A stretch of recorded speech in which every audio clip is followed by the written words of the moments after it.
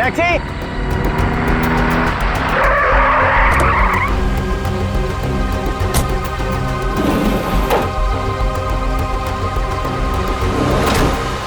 तुम इसी के ऊपर चलोगे? अरे अजीब आदमी है, कुछ तो बोलो।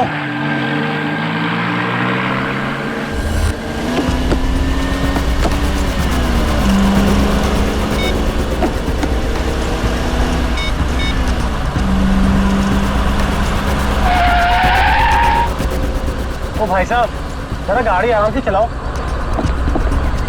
मैं आपसे बात कर रहा हूँ। अरे ये कौन से रास्ते से ले जा रहे हो मुझे? एयरपोर्ट तो दूसरी तरफ है ना। रोको रोको गाड़ी, अभी के अभी गाड़ी रोको। लगता है तुम ऐसे नहीं मानोगे, अभी पुलिस को फोन करता हूँ।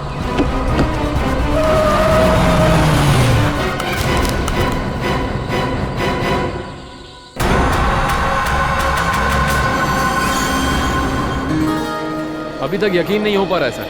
जिस एसीपी प्रद्युमन को हम सब अपना आदर्श मानते हैं, उनके साथ सीआईडी में एक दिन काम करने का मौका मिलेगा। वो सब ठीक है, लेकिन तुम लोगों को अभी भी बहुत कुछ काम करना बाकी है मेरी कसौटी पर उतरने के लिए, समझे? बिल्कुल सर, हम लोग भी यही चाहते हैं।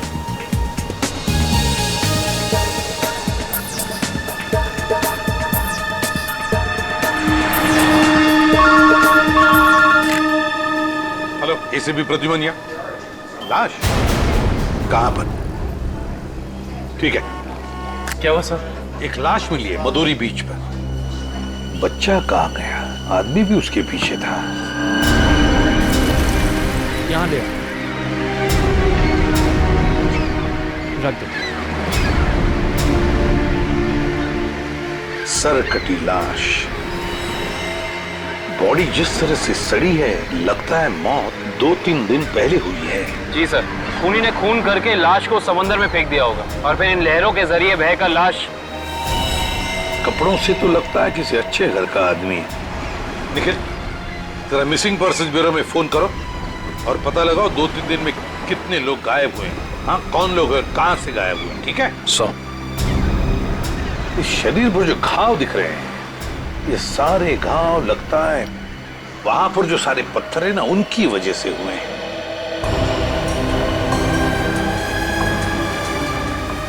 अरे जरा इधर आओ। हाँ साहब। एक बात बताओ, क्या यहाँ कोई ऊंचाई वाली जगह है जहां पर उस तरह के पत्थर हों? हाँ साहब, है ना। यहाँ से 5 किलोमीटर की दूरी पर ऐसी एक पहाड़ी है। 5 किलोमीटर की दूरी पर? ठीक है, थैंक यू। 5 किलोमीटर की दूरी पर पहाड़ी है। कभी एक काम करो, इस लाश को फोरेंसिक लैब भेज दो और इस आदमी ने जो जगह बताई है वहां जाकर के अच्छी तरह से पूछताछ करो, पता लगा, देखो कुछ पता चलता है क्या। कोई ना कोई सुराग तो जरूर मिलेगा। Yes sir.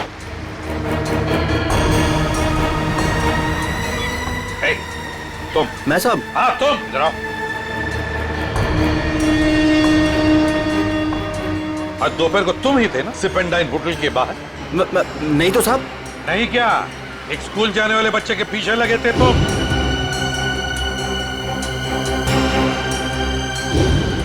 अच्छा, वो तो मेरा भतीजा चिंटू है सर।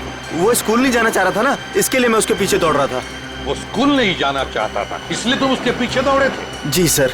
कहाँ रहते हो तुम? सर यहीं सामने एक चौल है, वहीं रहता हूँ सर। चिंटू होगा वहां पर? जी सर। चलो दिखाओ। आइए सर। सर यही हमारा चौल है। आइए सर, आइए इधर। सर यही है चिंटू। चिंटू बेटा, ये सीआईडी से एसीपी अंकल हैं, आपसे मिलने आए हैं। हेलो बोलो। हेलो। चिंटू, बड़ा प्यारा नाम है तुम्हारा। स्कूल जाते हो ना, पढ़ाई करते हो? अच्छा चिंटू बेटा, एक बात बताओ, तुम्हें क्या क्या पसंद है? तुम्हें मिठाई पसंद है या स्वीट्स पसंद है या चॉकलेट्स पसंद है या बिस्किट पसंद है? क्या पसंद है? चॉकलेट। चॉकलेट पसंद है? अरे बाप रे, अब तो मुसीबत हो गई। अब तुम्हें चॉकलेट कैसे दें? चलो कोई बात नहीं, कुछ जादू करके देखते हैं। आओ मंत्र जादू मंत्र छू मंत्र छू मंत्र छू। आ गया ना चॉकलेट? ये लो चॉकलेट चिंटू के लिए। अच्छा चिंटू, और एक बात बताओ, आज सुबह, मेरा मतलब 1-2 घंटे पहले जब तुम स्कूल जा रहे थे तो तुम एमआई रोड पर भागे जा रहे थे, है ना? क्यों भाग रहे थे? वो सर मैं बता रहा था ना, इसे स्कूल नहीं जाना था। आप जरा चुप रहिए। ये मुझे चिंटू बताएगा, है ना चिंटू? क्यों, तुम्हें स्कूल जाना अच्छा नहीं लगता? ऐसी तो कोई बात नहीं है। नहीं ना, अगर कोई भी परेशानी हो तो मुझे बता देना। लेकिन एक बात कहूँ, स्कूल जाना चाहिए, बहुत पढ़ना चाहिए, बड़ा होना चाहिए और बड़े बनकर अच्छे इंसान भी बनना चाहिए, है ना? और चिंटू, तुम्हें जब भी कभी भी तुम्हारे इस एसीपी अंकल की जरूरत पड़े ना, तो मुझे मेरे इस कार्ड पर फोन करना, मैं तुरंत आ जाऊंगा। मैं चलो, गुड बॉय, बाय बेटा, बाय।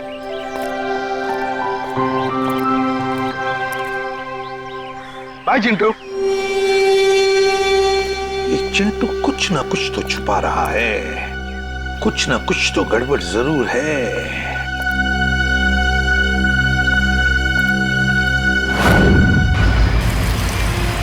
श्रेया गाड़ी रोको, एक सेकंड रुको।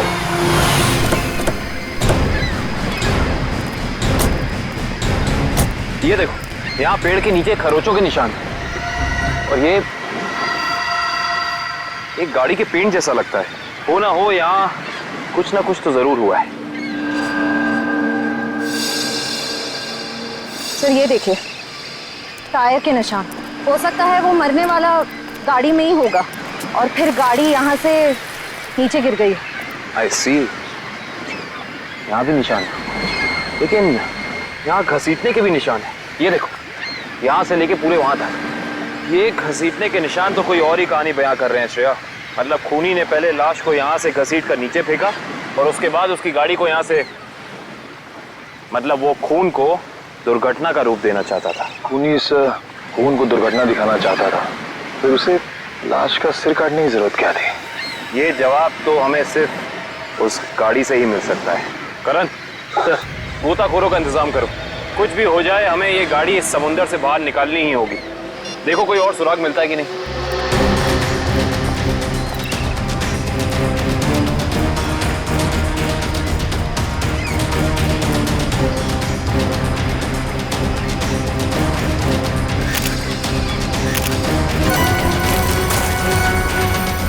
सर, आने के सर, वहाँ उस झाड़ी में ये जूता मिला सर। जूता? यहाँ पे? ये जूता बहुत महंगा लगता है। सर हो सकता है मरने वाले का हो। सही कह रही हो श्रेया। मतलब जब खूनी लाश को घसीट के नीचे फेंक रहा था, तब यहाँ पेड़ों से अटक के ये जूता यहीं रह गया। सर, खूनी ने एक पूरी की पूरी लाश यहाँ नीचे फेंक दी, उसके बाद एक पूरी की पूरी गाड़ी को भी यहाँ से धकेल दिया। वैसा तो हो नहीं सकता कि किसी ने देखा या सुना ना हो। सही कह रहे हो, पर यहाँ सुना हो। वो देखो चाय वाला, हो सकता है उसने कुछ सुना या देखा हो। चेक करते हैं।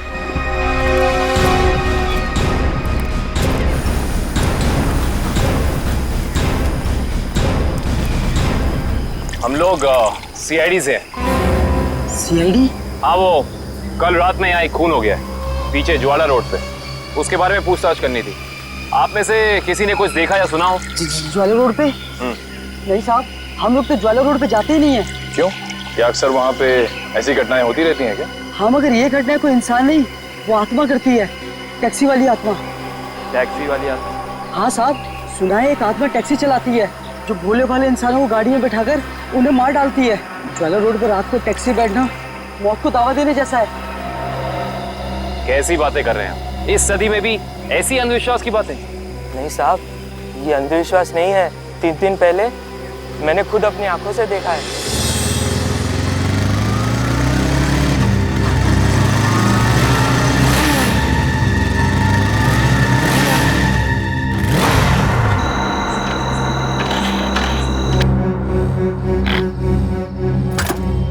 अभी तो पेट्रोल भरवाया था, ये क्या हो गया?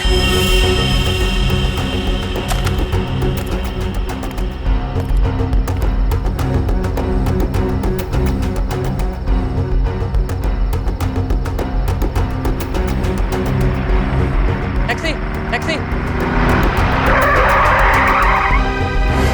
ये क्या? बिना ड्राइवर की टैक्सी? ये कैसे हो सकता है? देखिए भाई साहब, ये आपका कोई वहम होगा। वहम नहीं है साहब, वो वही आत्मा वाली टैक्सी थी। वो तो अच्छा हो गया मैं उसमें बैठा नहीं, वरना आज आप लोग मेरे खूनी की तलाश कर रहे होते। खूनी आत्मा है या फिर कोई इंसान? आप लोगों को कुछ पता लगा हो या नहीं लगा हो, लेकिन सालुखे ने अपना काम कर दिया। अच्छा, क्या पता लगाया सर आपने? ये देखो, ये फोटोग्राफ्स देख रहे हैं आप लोग, ये उन घावों के फोटोग्राफ्स हैं जो इस आदमी के शरीर पर मिले थे, और ये सारे घाव इस आदमी के मरने के बाद इसके शरीर पर आए। इसका मतलब इस इंसान की मौत इन जख्मों से नहीं हुई है? नहीं केविन, इस आदमी की मौत तभी हो गई थी जब इसकी गर्दन इसके धड़ से अलग की गई थी। और खूनी ने जब इसे पहाड़ के ऊपर से नीचे समंदर में फेंका तब ये निशान आए होंगे। बिल्कुल दया। शायद किसी तलवार या बड़े चाकू का इस्तेमाल किया है खूनी ने इस जुर्म को अंजाम देने के लिए। नहीं दुष्यंत, अगर किसी तलवार या किसी चाकू का इस्तेमाल किया होता तो मुझे इसकी गर्दन के नीचे यहाँ पर तलवार या चाकू का निशान मिलता। सालुंखे साहब, अगर चाकू से नहीं काटा तो फिर इसकी गर्दन अलग कैसे की? भाई, कोई बहुत ही ताकतवर इंसान है ये खूनी। उस खूनी ने एक ही झटके में इस बेचारी की गर्दन इसके धड़ से उखाड़ कर अलग कर दी। अरे बाप रे, मुझे तो लगता है ये काम उसी टैक्सी वाली आत्मा का होगा। अरे यार, ये इसका मतलब मुजरिम ने खून करने का ये तरीका इसलिए चुना ताकि ये आदमी भी मर जाए और हम इसकी पहचान भी ना कर सके। गलतफहमी है खूनी को, चाहे खूनी खुद को कितना ही होशियार क्यों ना समझ रहा हो। सीआईडी किसी न किसी तरीके से रास्ता निकाल ही लेती है। बिल्कुल दया, और हमें एक रास्ता मिल भी गया है जो हमें इस आदमी की पहचान भी बताएगा और उस खूनी तक भी पहुंचाएगा। कैसा रास्ता साहब? एक मिनट,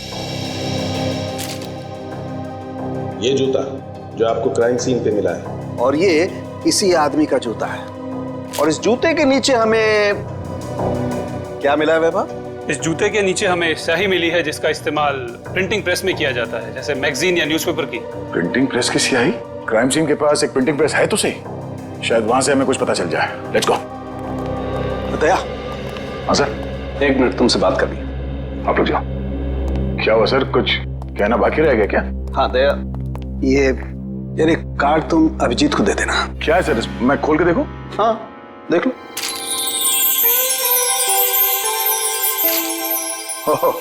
सॉरी का कार्ड? हाँ यार, वो एक्चुअली क्या है, पिछले केस में मैंने अभिजीत को कुछ ज्यादा ही उल्टा सीधा बोल दिया यार, so you know I am feeling. हाँ सर, ये बात तो है। कोई नहीं सर, हो जाता है कभी कभी ऐसा। नहीं यार, पर होना नहीं चाहिए। Abhijit is very sweet, you no.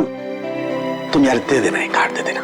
Sir ये काम आप खुद क्यों नहीं कर लेते हैं? अरे नहीं यार दया, मैं उसके सामने ये सब बोल नहीं पाऊंगा यार।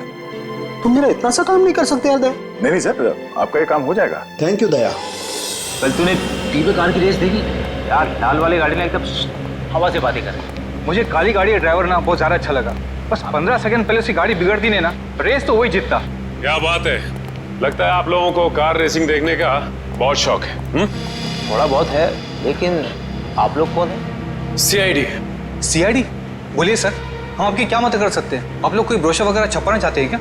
जी नहीं, ऐसी कोई बात नहीं। हम लोग एक खून के सिलसिले में यहाँ पे आए हैं। खून? हाँ खून। दरअसल हमें यहाँ पास के समंदर में एक लाश मिली है जिसका सर कटा हुआ है। ए बाप रे।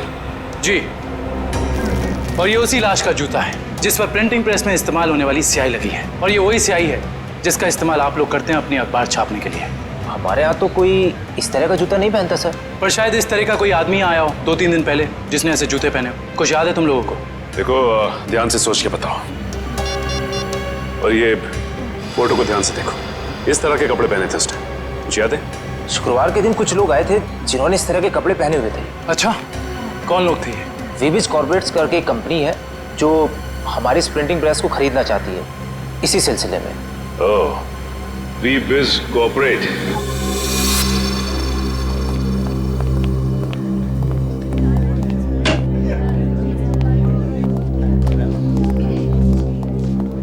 ये कहिए। हम लोग सीआईडी से। सीआईडी हमारे ऑफिस में? जी, शायद आपके ऑफिस में से किसी का खून हुआ है, उसी की तहकीकात हमें यहाँ ले आई। किसका खून हुआ सर? यही तो पता करना है। क्यों, आप लोगों को नहीं मालूम है किसका खून हुआ? जी नहीं, क्योंकि उस लाश का सर गायब था। लाश का सर गायब था?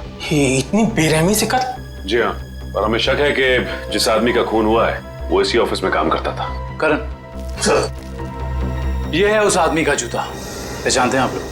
ये तो अविनाश जी का जूता है, पिछले हफ्ते ही बनवाया था उन्होंने।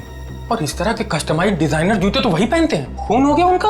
मुझे तो यकीन ही नहीं हो रहा है। लगता तो ऐसे ही है। अच्छा ये बताइए कि क्या शुक्रवार की रात अविनाश बिंजलपुर की प्रिंटिंग प्रेस में गया था? हाँ, हम सब लोग साथ में गए थे, लेकिन 10 बजे वहां से निकल गए थे। अच्छा, अविनाश ने वहां से कोई टैक्सी वगैरह ली थी क्या?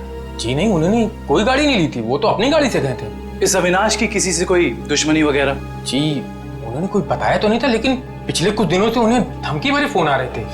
कौन कर रहा था? जी उन्होंने मुझे इसके बारे में कुछ नहीं बताया था, और ना ही पुलिस में कोई कंप्लेन की थी, लेकिन मुझे लगता है ये उसी का काम होगा।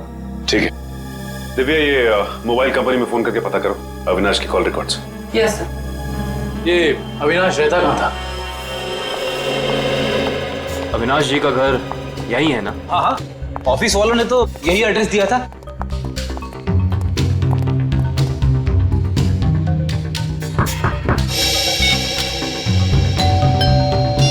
घर में कोई नहीं है क्या? लगता तो ऐसा ही है। अविनाश की पत्नी नेहा का भी फोन नहीं लग रहा। एक काम करते हैं, दरवाजा खोल देते हैं।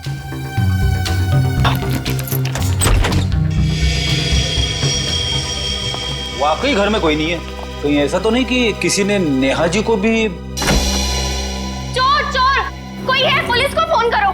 रिलैक्स मैडम, हम लोग सीआईडी से। सीआईडी से है तो क्या हुआ? आपको कोई हक नहीं है इस तरह से किसी के घर में घुसने का। माफ कीजिए, आप नेहा जी है ना, अविनाश की पत्नी? हाँ।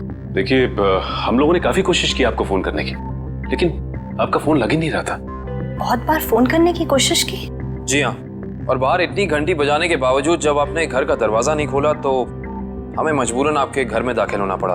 हाँ, वो मेरे फोन की बैटरी खत्म हो गई थी और मैं अभी अभी तीर्थ यात्रा से वापस आई हूँ। आखिर बात क्या है? अच्छा ये बताइए कि अविनाश से आपकी आखिरी बार कब बात हुई थी? हो गए 2-3 दिन। वहाँ पे फोन का नेटवर्क नहीं आ रहा था, इसीलिए बात नहीं हो पाई। आप लोगों को अविनाश से मिलना है ना, तो शाम को आइए ना, वो इस वक्त ऑफिस में होंगे। नेहा जी, एक बुरी खबर है, आपके पति अविनाश जी अब इस दुनिया में नहीं रहे। क्या? अविनाश, ये सब क्या हो गया? नेहा जी प्लीज संभालिए अपने आप को, प्लीज संभालिए।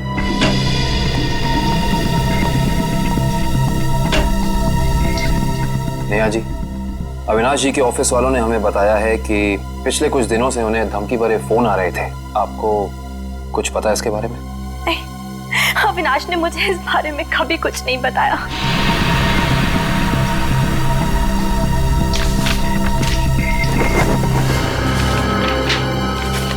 सर, डस्टबिन में से ये कागज मिला है, इस पे कुछ लेटर्स चिपकाए गए हैं। ऐसा लग रहा है जैसे किसी मैगजीन वगैरह से काट के चिपकाए गए हैं। नेहा जी, ये शब्द क्या अविनाश जी ने काट के चिपकाए? नहीं, अविनाश तो मैगजीन कभी पढ़ते ही नहीं थे। तो हो सकता है कि धमकी देने वाले ने ये चिट्ठी लिखी हो। हाँ सचिन, और अपनी लिखावट छिपाने के लिए उसने शब्द चिपकाकर ये चिट्ठी कंप्लीट की है। और लिखा क्या है? अगर मेरी बात नहीं मानी तो अपनी जान से हाथ धो बैठोगे। एक मिनट, बड़ी सफाई से चिपका है। एक मिनट, ये क्या? जेएलटी मैगजीन, मतलब ये जेएलटी मैगजीन से काटा गया है। जेएलटी मैगजीन, ये नाम मैंने कहीं देखा है, पर मुझे याद नहीं आ रहा कहाँ। याद करो काबिल, कहाँ पे देखा है? कहीं अविनाश जी के ऑफिस में तो नहीं, वहां नहीं, कहीं। हाँ याद आया, ये मैगजीन मैंने वीरेन के पास देखी थी, उसकी प्रिंटिंग प्रेस में। लेकिन वीरेन की अविनाश जी से क्या दुश्मनी हो सकती है? रेडी, अविनाश की कंपनी वो प्रिंटिंग प्रेस खरीद रही थी, तो हो सकता है प्रिंटिंग प्रेस के मजदूरों को लगा हो कि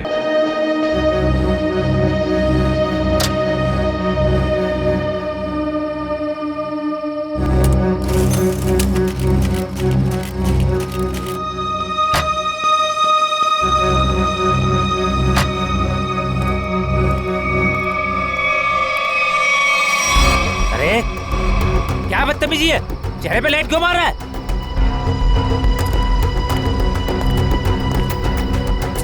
अरे जानता है कौन हूँ मैं? अखबार में काम करता हूँ। पागल है? रात को भी यार आदमी। लगता है ऐसे नहीं मानेगा तू। आज घर मार खा के जाने का इरादा लेके आया तू। तेरी तो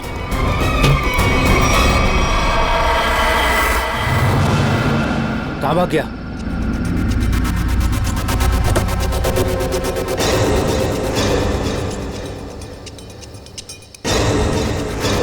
कहाँ भाग गया?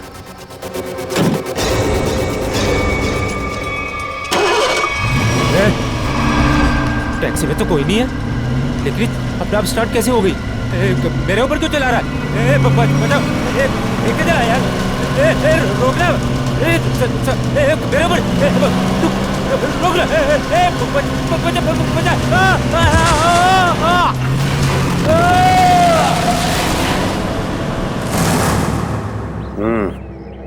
एक और खून।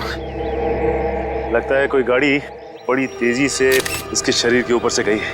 शरीर के इस हिस्से को और इस हिस्से को बुरी तरह से कुचल दिया है। बड़ी बेरहमी से मारा है। सर, अब तक तो हम ये सोच रहे थे कि अविनाश के खून में वीरेन का हाथ है, पर अब किसी ने वीरेन को ही मार दिया। हाँ श्रेया, अविनाश और वीरेन की मौत के बीच में कोई ना कोई समझ जरूर है। मगर सर, किसी और गाड़ी से कोई खून क्यों करेगा? क्या मतलब है तुम्हारा? सर, मैं ये कहना चाहता हूँ कि मुझे लगता है कि ये खून आत्मा वाली टैक्सी नहीं किया है सर। फिर वही आत्मा? पंकज, ये आत्मा वात्मा कुछ नहीं होती, समझे? सर, ये मैं नहीं कह रहा हूँ सर। सर, आपको याद है ना उस आदमी ने क्या कहा था? सुना है एक आत्मा टैक्सी चलाती है जो भोले भाले इंसानों को गाड़ी में बैठाकर उन्हें मार डालती है।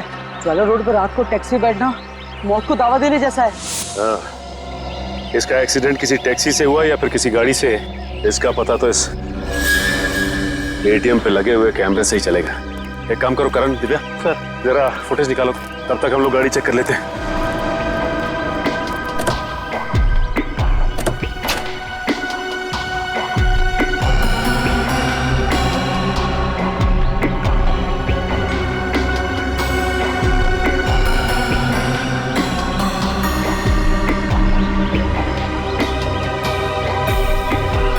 ये क्या है? ये देखो, ये वीरेन किसी जीवन साइकेट्रिक फैसिलिटी में गया था। हो सकता है वीरेन वहाँ किसी साइकेट्रिस्ट से काउंसलिंग वगैरह करवा रहे हो। हो सकता है। Sir, CCTV footage. देखते हैं सीडी में क्या है। एक काम करो, गाड़ी में से लैपटॉप ले आओ।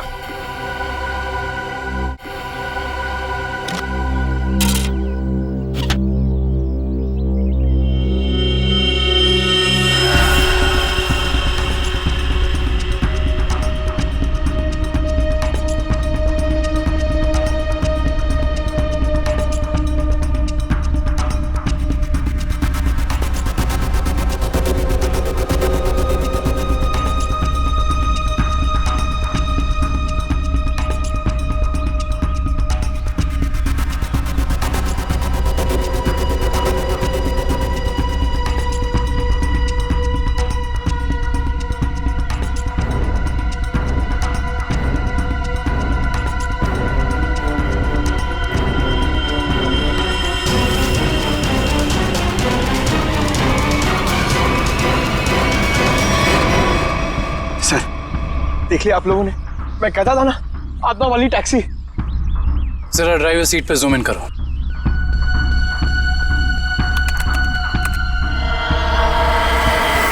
ओह माय गॉड, ये नहीं हो सकता। ड्राइविंग सीट पे तो कोई है ही नहीं। सर, अब तो आप लोगों को सबूत मिल गया है कि आत्माएं होती हैं। पंकज, ना तो आत्माएं होती हैं और ना ही कोई दूसरी दुनिया। ये कुछ और ही है, कुछ और ही।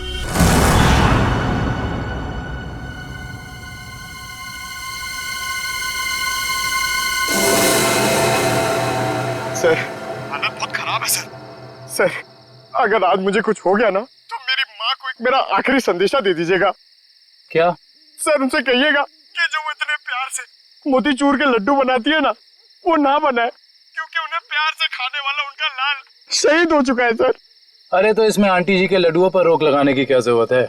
हम लोग हैं ना, खा लेंगे तुम्हारा नाम लेकर। क्या मतलब सर? आप जानते हैं कि ये मेरी आखिरी रात है। अरे पंकज, ऐसा कुछ नहीं होने वाला। सिर्फ एक बार ये केस सॉल्व हो जाए तो हम सब आएंगे तुम्हारे साथ, तुम्हारे घर, और तुम्हारी मम्मी के हाथ से बने लड्डू हम सब मिलकर खाएंगे। ठीक है ना? ठीक है सर।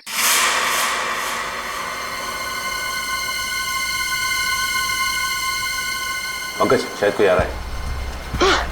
हे भगवान!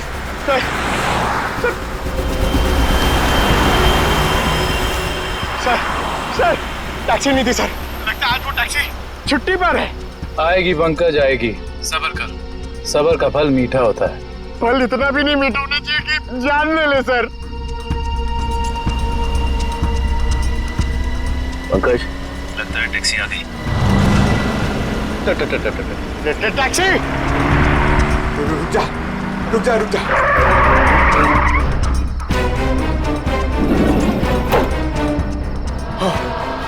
Thank God. अरे ये क्या है?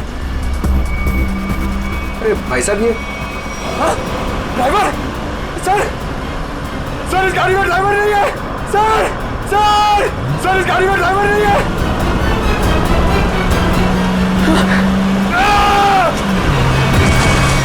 अरे ये पंकज टैक्सी से घुस गया। ओह माय गॉड, इसे चोट न लगी।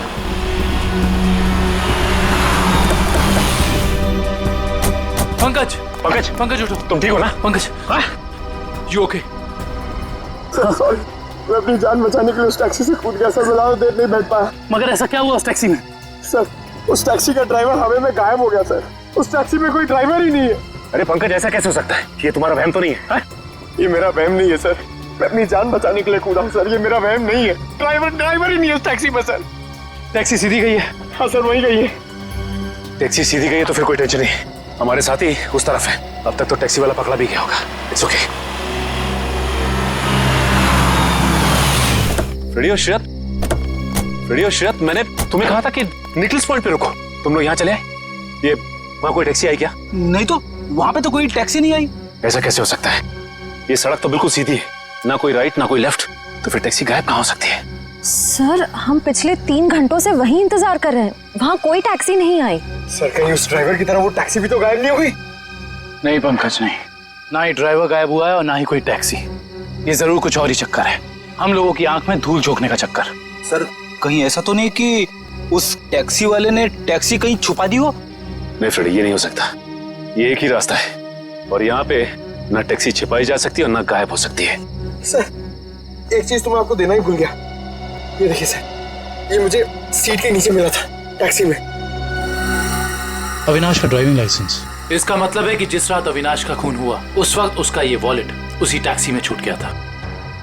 ये क्या? ये तो बिल्कुल वैसा ही पास है जैसे हमें वीरेन की गाड़ी में से मिला था, साइकेट्रिक क्लिनिक का पास। इस वीरेन और अविनाश का कुछ तो संबंध जरूर है उस साइकेट्रिक क्लिनिक से। मगर सर वो टैक्सी? श्रेया, टैक्सी ऐसे अचानक गायब नहीं हो सकती। एक काम करते हैं, इस रास्ते का चप्पा चप्पा छान मारते हैं, टैक्सी जरूर मिलेगी। चलो देखते हैं कच्चा रास्ता कहाँ जाता है। शायद इसी कच्चे रास्ते पर आकर वो टैक्सी गायब हो गई। हाँ दुष्यंत, वैसे भी रास्ता काफी सुनसान है। अरे ये क्या? ये तो डेड एंड है।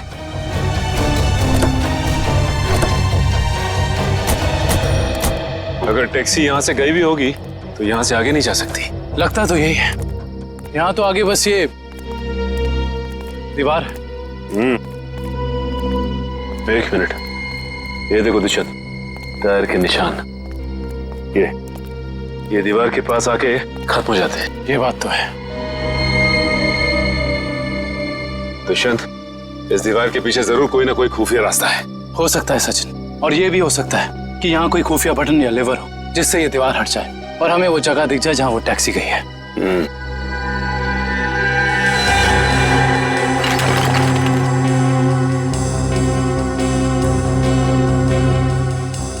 यहाँ तो कोई भी ऐसी जगह नहीं है जहाँ पे लिवर या फिर कोई बटन लगा हो। तो फिर तोड़ देते हैं दीवार को।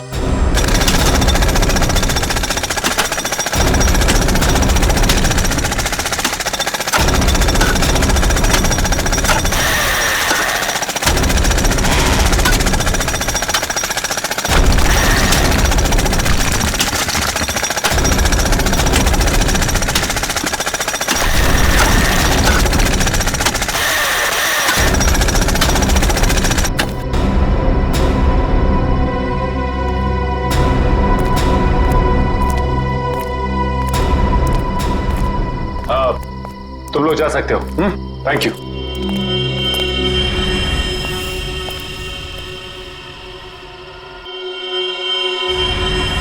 ओह माय गॉड, तो ये वो जगह है, मगर टैक्सी तो दिख नहीं रही। इसका मतलब यहाँ से बाहर निकलने का कोई दूसरा रास्ता भी है। लगता है ये है वो दूसरा रास्ता। यहां से बहुत प्लानिंग के साथ किए जा रहे हैं ये काम, और इसी प्लानिंग की कोई ना कोई कड़ी हमें यहां जरूर मिलेगी।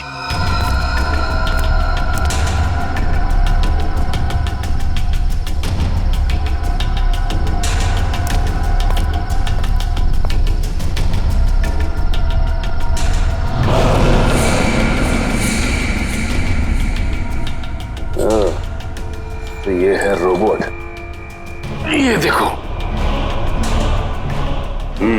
ये देखा दुष्यंत, ये है वो रोबोट। लगता है उस आत्मा वाली टैक्सी का ड्राइवर यही है, रिमोट से चलने वाला।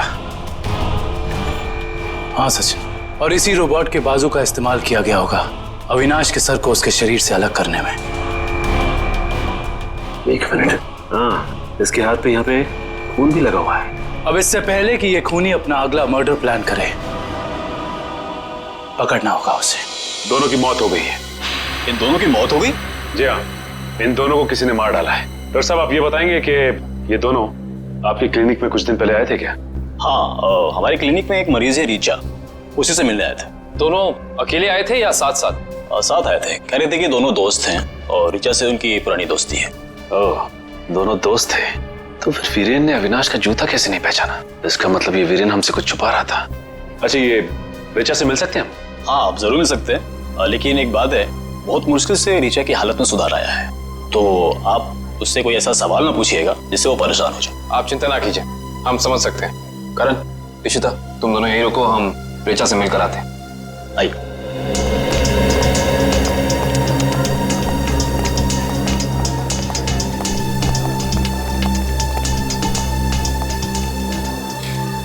रीचा, रीचा देखो तुमसे कौन मिलने आया है। हेलो रीचा, मेरा नाम काविन है, ये सचिन है और ये फ्रेडी। हम तीनों सीआईडी के लिए काम करते हैं। सीआईडी? जी हाँ ऋचा जी, इन फोटोज को ध्यान से देखिए। इन्हें पहचानती हैं? ये आपके दोस्त अश्विन और ये वीरेन। वो ये दोनों कुछ दिन पहले आपसे मिलने आए थे ना? देखिए ऑफिसर, मुझे नहीं लगता है कि रीचा आपके सवालों का जवाब दे पाएगी। प्लीज डॉक्टर, खूनी तक पहुंचने के लिए हमारा रीचा जी से बात करना बहुत जरूरी है। खूनी? हाँ रीचा, खूनी। तुम्हारे इन दोनों दोस्तों का खून हो गया है। इसके बारे में कुछ बता सकती हो हमें?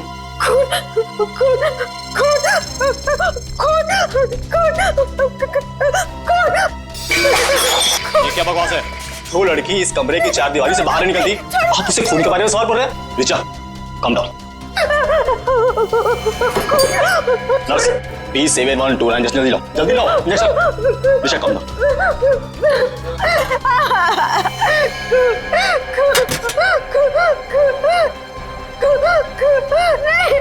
छोड़ो, छोड़ो मुझे।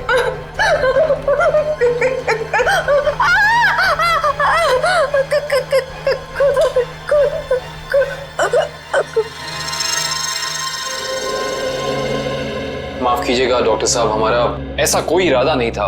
Really sorry. देखिए ऐसी बात नहीं है, इस तरह के मरीज बच्चों की तरह होते हैं, इन्हें हर शब्द टोल मोल के बताना पड़ता है। डॉक्टर साहब ये बात हम समझ सकते हैं, लेकिन एक बात तो तय है कि इन तीनों लगता है ये सारे खून डाली कर रहा। यस सर, 2 महीने हो गए उसे जेल तोड़कर भागे हुए, पर अभी तक वो पुलिस के हाथ नहीं लगा है।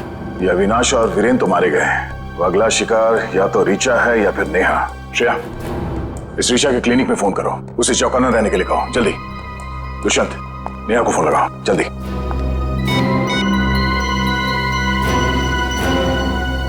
नहीं सर, नेहा फोन नहीं उठा रही। क्या फोन नहीं उठा रही? कहीं ये खूनी नेहा तक पहुंच तो नहीं गया? देखिए आपको कुछ गलतफहमी हुई है, मुझे छोड़ दीजिए। देखिए मुझे मत मारिए, मैंने आपका क्या बिगाड़ा है? क्या बिगाड़ा है? मेरे पति का खून कर दिया, मुझे विधवा बना दिया और पूछते हो कि क्या बिगाड़ा है? देखिए मैं ऐसा क्यों करूंगा भला? ज्यादा भोले बनने की कोशिश मत करो, मैं सब जानती हूँ। तुम अपने पापा की मौत का बदला लेने के लिए आत्मा बनने का ड्रामा कर रहे हो।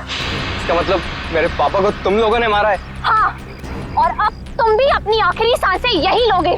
चलो बाप बेटे का मिलन करवा दूं। मिलन तो अब तुम्हारा होगा। आप नेहा जी है ना, अविनाश की पत्नी? हाँ। जेल की सलाखों और फांसी के फंदे के साथ सीआईडी, हाँ आप लोग यहाँ? हाँ हम यहाँ। बोलो से। सर मुझे बचा लीजिए सर, सर ये मुझे मार डालेगी। डरो मत, कुछ नहीं होगा, हम लोग कुछ नहीं कर पाएंगे। तुमने इसके पापा का खून किया? अब गड़े मुर्दे उखाड़ने का कोई फायदा नहीं है। सच तो ये है कि खून इसने किए। पहले अविनाश, फिर वीरेन और अब तीसरा नंबर मेरा था। मैंने सोचा इससे पहले ये मुझे मारे, मैं इसे मार दूं। सर मैंने किसी को नहीं मारा है सर। सर मुझे तो ये भी नहीं पता था कि मेरे पापा का खून हुआ है। मैं तो समझ रहा था सर कि वो एक एक्सीडेंट है। कार एक्सीडेंट ही था वो, गलती हुई थी हमसे, लेकिन उस गलती के बदले तुमने दो खून कर दिए। मैंने किसी को नहीं मारा है। ये सही कह रहा है। अविनाश और वीरेन का खून एक सीरियल किलर डाली ने किया है, जो तुम लोगों से बदला लेना चाहता है। डाली? हाँ डाली। कॉलेज के वक्त तुमने उसे जेल भेजा था ना? इसका मतलब डाली ये सारा खेल रच रहा था। ये सब आत्मा बनने का ड्रामा।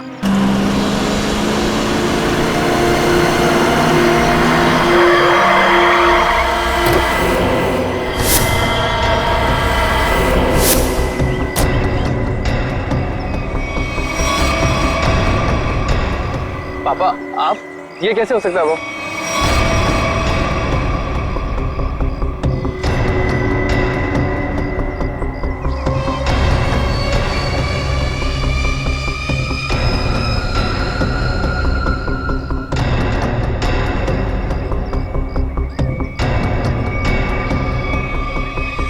बस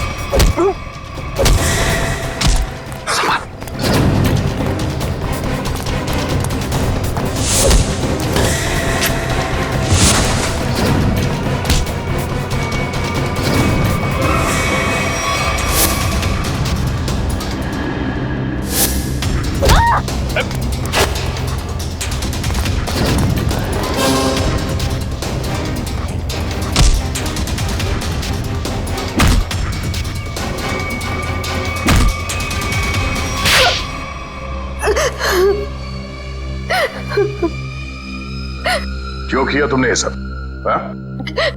सर 4 साल पहले हमारी ग्रेजुएशन पार्टी की रात अविनाश ने बहुत शराब पी रखी थी। मेरे लाख मना करने के बाद भी वो नहीं माना, लेकिन फिर भी उसने जिद की कि वो ड्राइवर सीट पर बैठेगा और वो बैठ गया। उसके बाद जो हुआ, उस हादसे ने मेरी जिंदगी को झंझोड़ कर रख दिया।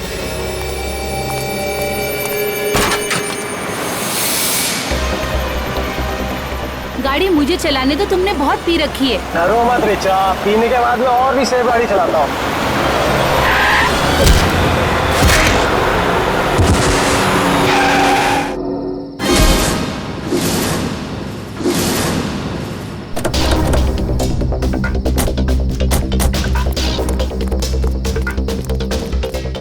ओह माय गॉड, ये क्या किया तुमने?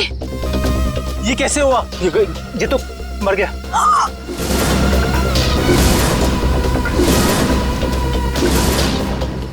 अविनाश, तुमने इसकी जान ले ली। कहा था ना तुम्हें, मुझे गाड़ी चलाने दो।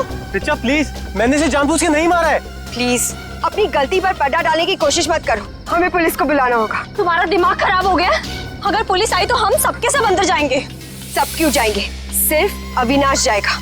क्या तुम अपने दोस्त को जेल भिजवाओगी? दोस्ती अपनी जगह और कानून अपनी जगह। कोई पुलिस नहीं बुलाएगा। तुम्हारी बेवकूफी की वजह से सबकी जिंदगी खराब हो सकती है। अगर हम पुलिस को नहीं भी बुलाएंगे तभी पुलिस को पता चल जाएगा।